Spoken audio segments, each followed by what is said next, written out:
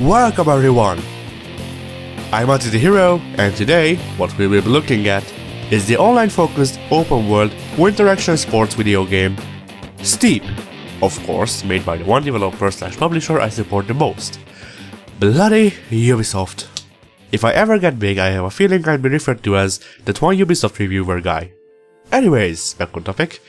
So yeah, Steep. Developed by Ubisoft Tennessee and published by Ubisoft. The game was released in December of 2016 for Xbox One, PlayStation 4, PC, and it will also get a port for the Nintendo Switch this year. Gameplay. That's right, Steep has jack for a story.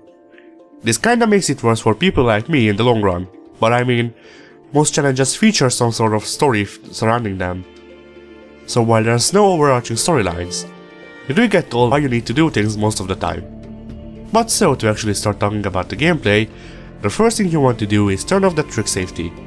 Don't care if the game becomes harder in such greatness that rivals that of a speck of dust, it can and will ruin the fun in a lot of cases. Even more so than spending 1/4 of your time down waiting for your character to stop trying to roll down the mountain into their deaths, or so into being KO'd. The game comes ready for 6 playstyles, only like 3 or 4 of which I actually understand. Which is a playstyle for people who will spend their time in the mountains doing tricks and probably breaking their necks, spines and other goodies on the rocks by accident because they turned one too many times. Pro Rider, whom, to my understanding, has to spend their time perfecting their own high scores and remaining calm and collected even in the most desperate times, and don't fall off their board the second it touches ice. I am exaggerating a bit. There's Explorer, the kind who will take every opportunity to seemingly aimlessly wander the mountains looking for good spots, drop points, and new challenges. There's Freerider, a combination of freestyler. Okay, that's enough. And this combination I was talking about before being rudely overwhelmed by my non-existent soundboard also features the Pro Rider archetype, or so I seem to notice. This one's the one I know the least about, I think. You have the Extreme Rider, the adrenaline junkie who likes to be on the verge of death, skating on ice, and just in general endangering themselves. Then there's the Bone Collector, the complete suicidal madman who want to kill their virtual selves for funsies.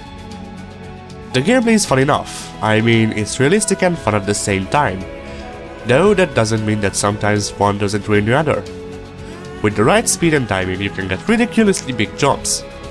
And because of the realism aspect, walking uphill or anyway on foot for that matter, takes a long time, and at times it might feel like you're controlling a sack of potatoes instead of a human in the general gameplay.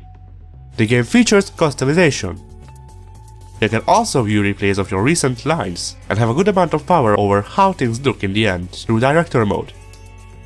While I may lack footage of me using Director Mode, because I'm a dumbass and an idiot, I did make a couple of pictures, all of them with the help of Director Mode. So here's the better of the bunch.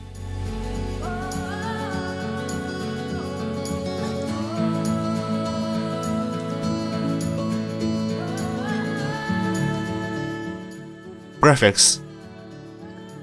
The game has a couple of hiccups when you look close, but considering that most of the time you're supposed to be speeding through the mountains, they are not that noticeable. Otherwise, the game looks a-okay as far as I'm concerned. Sounds. The sound effects are alright, nothing terrible, nothing great, the quality you'd expect in this day and age. The soundtrack, on the other side, well, grating is the best word I can describe it as. The licensed songs are not my cup of tea at best, and actually probably bad at worst. And while if you turn that off, you only get the game's actual soundtrack, it's still nothing you'll listen to outside of the game. Conclusion. Steep is a fun but challenging multiplayer-focused game that can range from a time waster to addicting depending on what one looks for in the random open-world multiplayer-focused winter sports game. Now into the real hard stuff that most people will probably ask. Is it actually worth $60? Well, no, it's not. But hear me out. If you're looking to play a laid-back game with your friends or randoms online, it might be worth it for you. If you're just interested in the concept of an open-world winter sports game that just so happens to be multiplayer, then I recommend getting it at half price or lower. And if what you heard and seen so far leaves you cold, no pun intended, then probably don't get the game. I mean, I won't tell you what to do, I'm not your boss.